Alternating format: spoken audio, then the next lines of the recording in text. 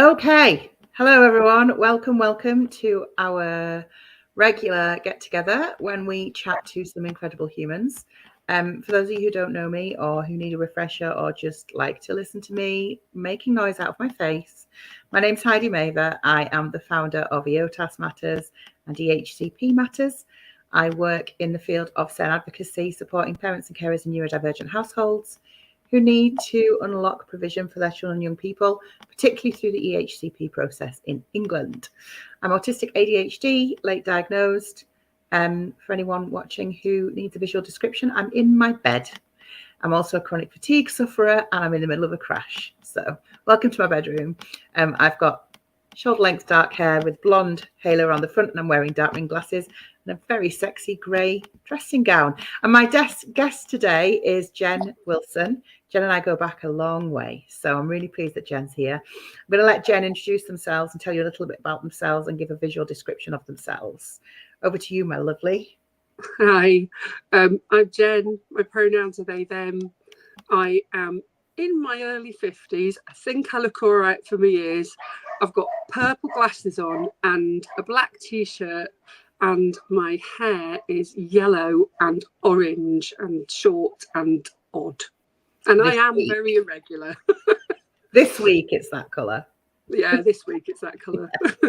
Amazing. So you and I go back quite a long way. We've known each other since our cabaret days. So probably pushing on for 10 years, I would imagine. Yeah, maybe a bit longer even in passing, but yeah. So we've crossed paths a number of times, but I've always followed your work with interest. I really like the work you've done. You've done a lot of work around consent. You've done a lot of work in live performance. And so those are two areas that really interest me. But let's talk a little bit about what you're doing at the moment through Irregular Jenn and what that looks like. So give us a little bit, a brief background, and then let's talk about what you're doing. What's going on in your life right now? Thanks, Heidi. So alongside being a performer and a writer, I am writing a book, but I'll come on to that if there's time later. One of the things that I do is I'm the founder of the International Day of Consent. And I'm a total geek about consent. But the thing is, what I realised recently was when I talk about consent, people think I'm talking about sex education, or they think I'm talking about ticky boxes on data protection, like consent to cookies kind of thing. And I'm not talking about that at all. That's that sort of consent that is this idea that you get permission to do something and then you've got permission and you can get on with it is way too simplistic. What I'm talking about is the way that we get to make decisions and choices and live our own free will in our own free way. And in the world we live in, actually, a lot of the time we're not consenting at all, because you grow up being taught that the world is a certain way and that people are, the neurotypical world. I'm also late diagnosed, neurodivergent. Expects you to behave in a certain way, makes a bunch of assumptions about you. Gendered assumptions are also a really big thing, that you're supposed to behave in certain ways. You kind of have a life path laid out for you. And actually, that means that we don't give ourselves permission to do a lot of the things we want to do in life. And a lot of times we also coerce ourselves into doing things that we don't want to do.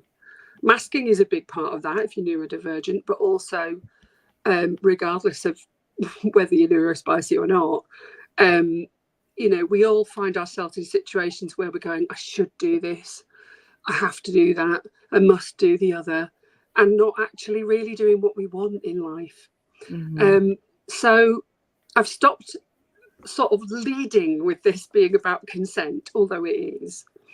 And actually started talking about it in terms of being more irregular, not trying to be normal, not trying to fit in, not trying to people please and shape your life around what everybody else wants you to do, and actually finding the courage and the spark and the deep digging inside yourself to know yourself and care about yourself and do what the hell you want.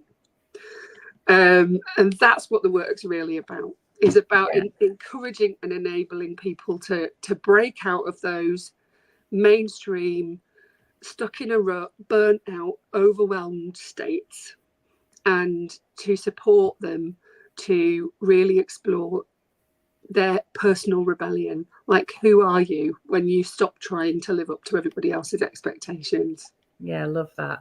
I was looking at your stuff today and I read this. It said, say no to people pleasing, burnout, overwhelm, and feeling unfulfilled.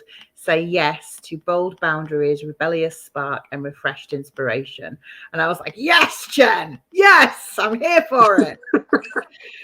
Yeah. So what does that look like at the moment? There's a couple of things, isn't there? You've got a freebie for people, which I'm going to make sure people are pointed towards. It's in the comments if you want it. It's a ebook, right? Talk to us a little bit about that. Yeah. So I mean, I've been working as a coach, and I live this. You know, look at my ridiculous hair at age 53, and you know, my queerness and my neurospiciness. I live this. It's from my lived experience. But I've been working with clients as a coach, as a mentor, as a facilitator, as a guide for a number of years now. And what I realized was there are a lot of people who would benefit from just a little bit of space and time to think about this stuff. So what I've done is put together 7 days of prompts and ideas and little exercises in this downloadable free ebook that take you through each of those things you just said, to tackle your people pleasing and begin setting boundaries for yourself, to look at what your real passion and your purpose and the things that really matter to you really are, and to kind of set some goals and ambitions and revisit who you really want to be, and then to pull that together with some prioritizing and some planning, and actually at the end of the 7 days to write your own manifesto for how you want to live your life. Because I really think that this thing about trying to fit in and live life in a mainstream way is actually not only harmful to us, it's actually not really very good for the world. You know, I've always wanted to change the world. I've always wanted to be the change I want to see in the world. But life's exhausting. There you are in bed. You know, so many of us coping with overwhelm and burnout and chronic illness and all of those things post-COVID. All of the challenges of parenting neurodivergent children. I know this because I have an undiagnosed neurodivergent teen at home, and I'm a home educator. You know, all of that stuff. So the workbook is a simple download.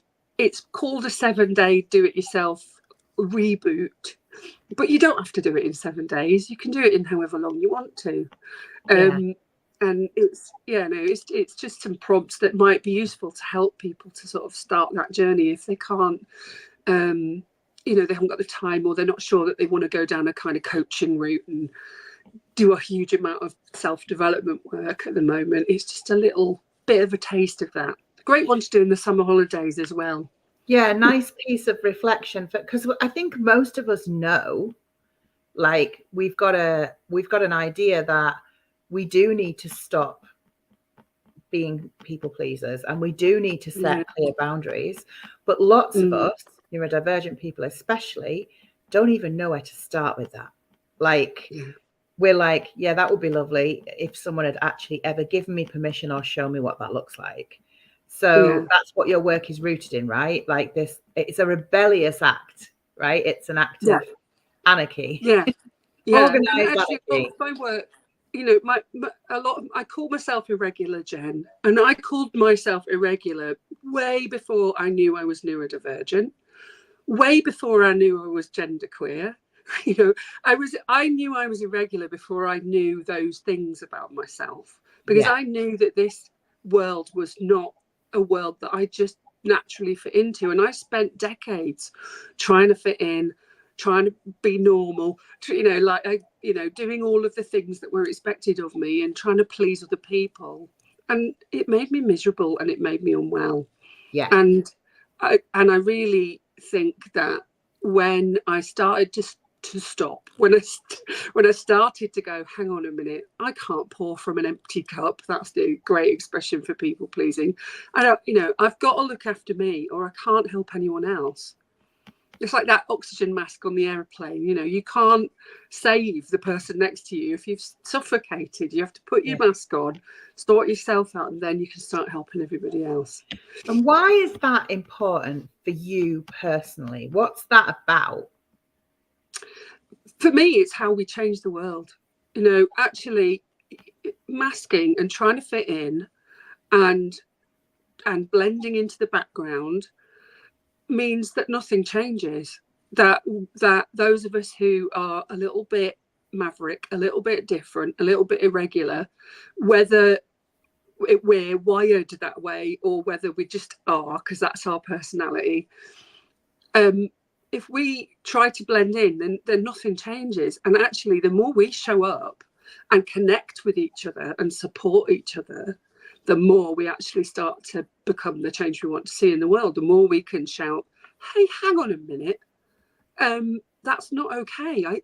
I'm not prepared to burn myself out. I'm not prepared to make myself ill trying to fit into your world. I have gifts to offer. I am a worthwhile person and I have needs and I have requirements. And if they get met, then a whole other bunch of people get their needs met too. Yeah. And that's how we change stuff. Particularly, I think for us as parents, like when I speak to neurodivergent parents all the time, and I speak to this from experience, that if doing things the way that it's expected to be done worked, we do it that way. Yeah. Like the reason we need to do it differently is because doing it the regular way does not work. and this is what happens if you do it the regular way. I mean, there's more going on for me, like health-wise, but in essence, I am a prime example of masking for 45 plus years, pushing on through, not knowing how to set boundaries, not knowing how to say no, not knowing how to take care of myself, not having permission to do things any other way than what was expected of me in every aspect of my life. And the impact on that for me has been significant. So, and I think for us as parents, that's doubly important because our kids learn from us. Absolutely. So if whatever we model, whatever we do is what they will then go on to model and do for the next generation. So yeah, absolutely. And like, I know, like my mum, bless her, she was a really good parent. She was doing her absolute best. Both my parents, but they're of that, they're in their 80s now. They were of that generation where you put up and shut up and got on with it and worked hard and and fit in. My mum cannot deal with my orange hair and my outrageous clothes and all of that stuff. She's like, why do you do that? Why don't you try and blend in?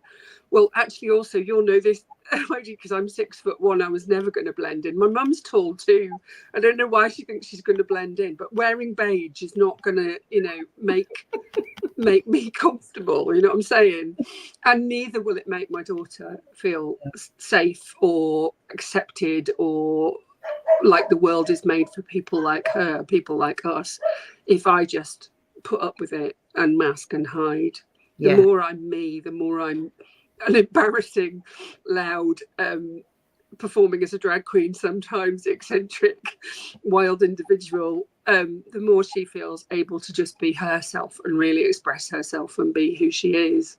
And that I absolutely want to give her that gift by modelling that for her. And that being by choice as well, not by necessity. I think that if we're able to hold the door open for our children and young people, and then they can decide in what style, in what pace, in what way, by whatever means they choose to go through that door, rather than us being like literally thrown up against the door repeatedly until it smashed open. Yeah. Well, and also, gentler way, right? I think because the door was so hard to get through, I have become like a quite eccentric, quite flamboyant, quite rebellious, and very visibly so kind of a person. But I want to, really say this to anyone watching about being irregular doesn't mean that you have to be this outrageous personality who's like loud and colourful and all of that. Sometimes it isn't about that. My son is also undiagnosed, probably neurodivergent. He's happily married and he's a postman, and you wouldn't notice that he was he seems really normal, and that's his choice, and that's absolutely his life. And it's not about being flamboyant and being loud. It's about being yourself, whatever that looks like. You don't need to be like a gobshite like us in order for you to be irregular. Like by definition, we are irregular whether we're like this or not, right? Yeah. So I know that you've got a Facebook community. Talk to us about what's going on in there. What happens over there?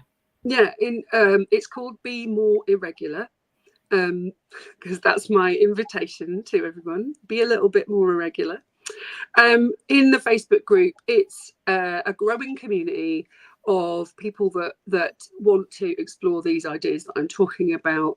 I am at the moment running irregularly, not at the same time every day, some live videos through there that support the stuff that's in the workbook. So today I did one about people pleasing. Tomorrow I'm doing one about boundary setting. Later in the week I'm doing some about prioritizing and feeling motivated and various things that are covered in the workbook. And beyond that, I'll also be continuing to turn up in the Be More Irregular space, and hoping that community will build and begin supporting each other.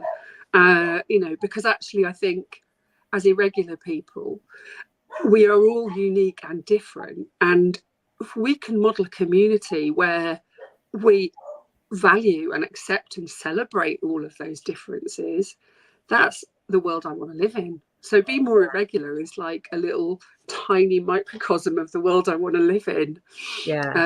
It's that space where you can really just show up as you and do what you want within my boundaries of being connected and kind and considerate and curious and compassionate and a bunch of other C words besides consent. Not that C word. Not that one on this occasion. Although I know that you have capacity to be that when you need it, when it is required. So if someone's like, what kind of people are joining you at the moment in your community? If someone lands in your Facebook group, what other kinds of people will they find there? Is there like a type? I would say that primarily we are mostly women or female people, although that's not exclusive. There is a little bit of queerness in that group of people. There is a lot of neurospiciness in that group of people. There's also quite a few people of a certain age, because actually I think that this irregular path, I think actually more and more younger people are finding their way to it, actually. But I'm 53 and I was in my 40s before I really began to go, do you know what's going on here? I'm not doing this anymore. So, it's kind of people who've hit that point where they're like, I don't want to stay in my boring dead-end job. I want to change my career. I am not sure that straight monogamous heterosexual marriage is exactly where I'm at. I'm actually interested in exploring the nature of relationships and understanding my friendships and my relationships a bit more.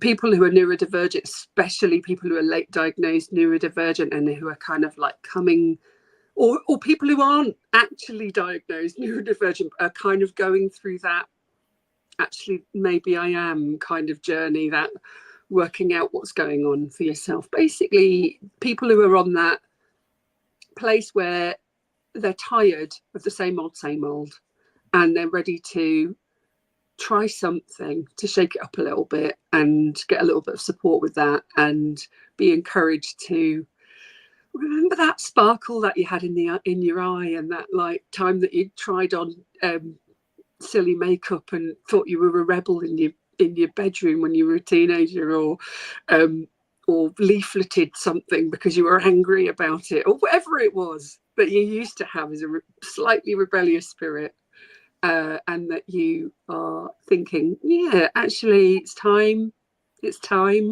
to do what I really want. Yeah, that kind of like, I imagine, I mean, I don't know, but I imagine it's going to appeal to those of us who are like in the, do you know what, fuck this camp. You know, if you're watching this, you're like, fuck this.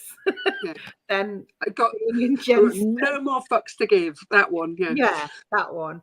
And I actually think I did a little thread in Be More Irregular the other day, and there was only a couple of comments on it, but it was about if you had a hashtag, what would your hashtag be?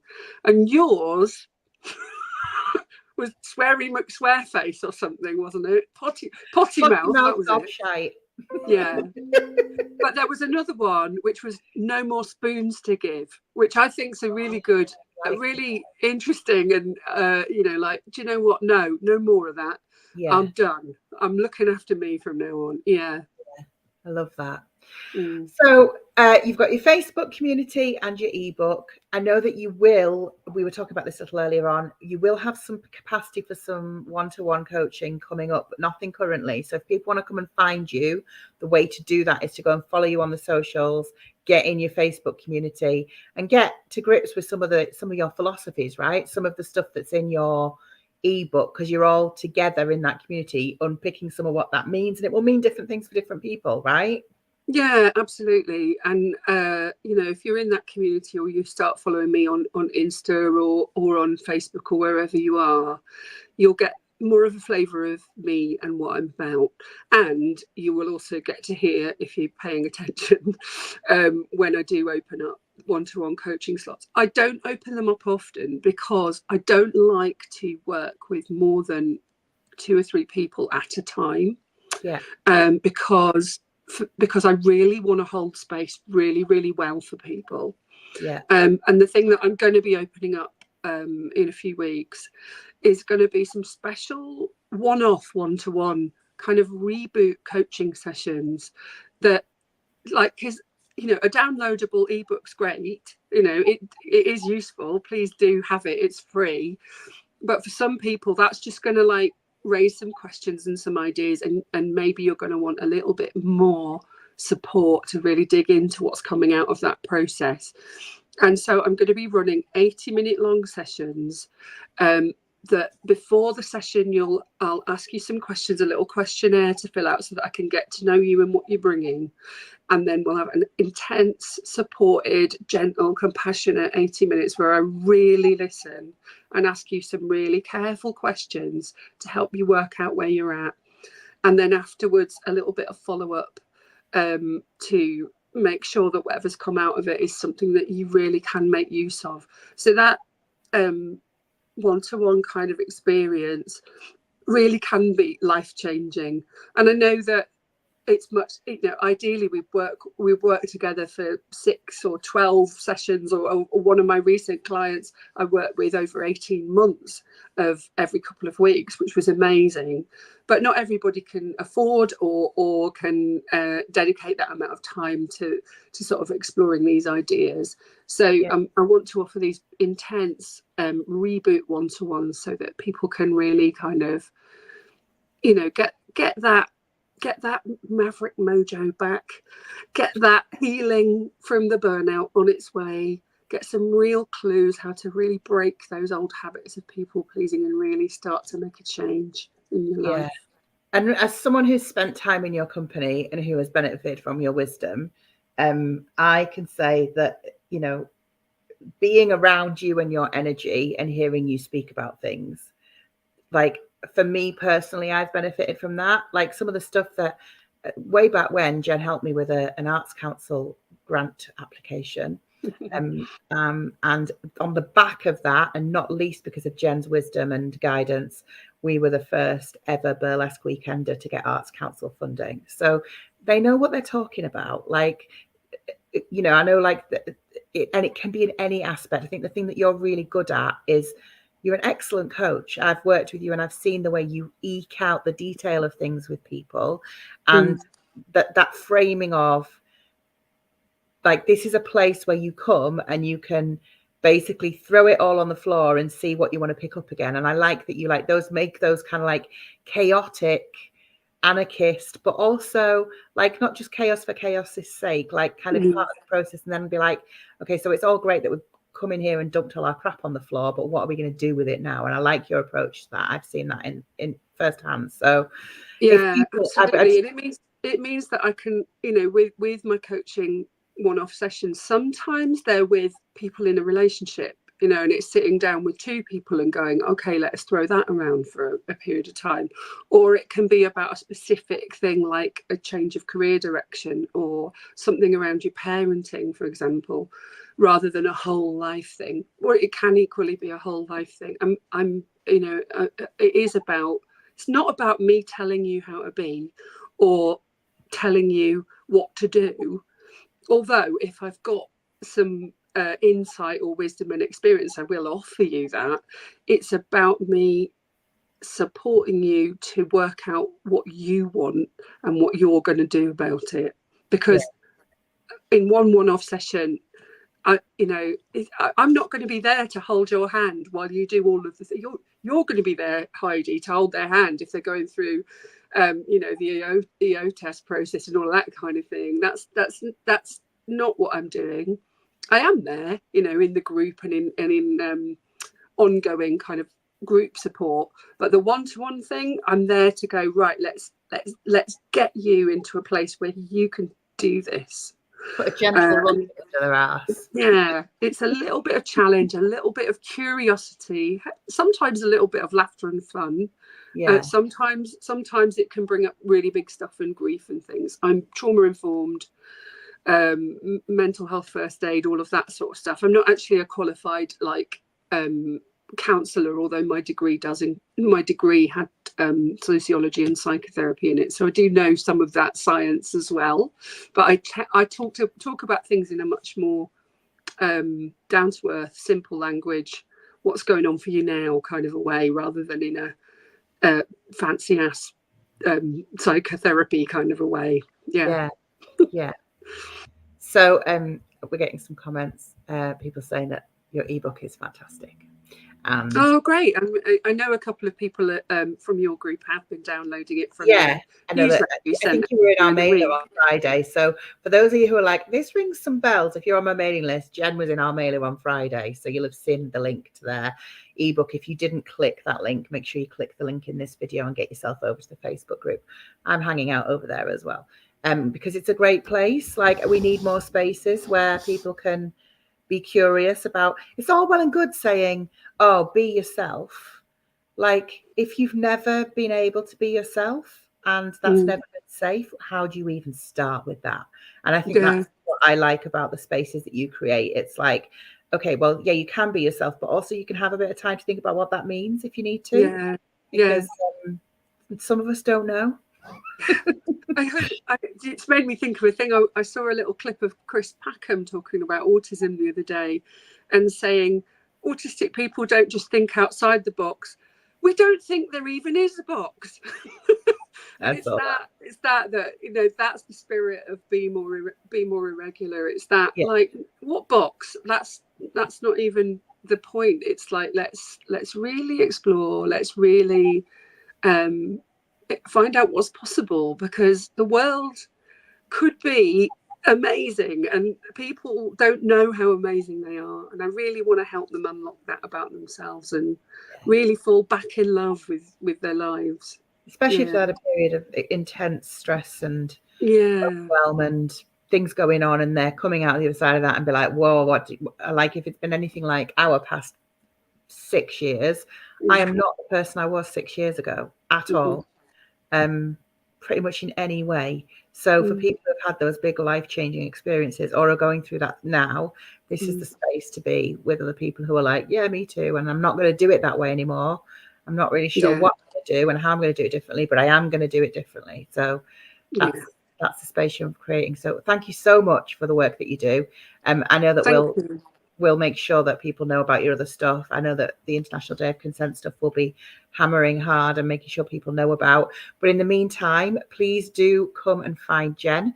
If you search for Jenn on any of the socials, just search for Irregular Jenn, you'll find them there. And their ebook is called Purpose, Passion, Priorities. And it's a workbook that takes you through 7 days of a reboot of your whole damn life in 7 days, or as long as you want to take. Have a long PDA, I'm like, no pressure. 7 months. So thank you for joining me, Jenn. I'm sure people will come and find you. Come and find Jenn in their Facebook group, Be More Irregular. If you can't find anything and you need pointing, comment on the replay. I'll make sure you've got signposting to things. But thanks, Jenn. Thanks for joining me. Stay on. I'll say goodbye to you offline, but I'll end the broadcast now. See you later, everyone. Bye.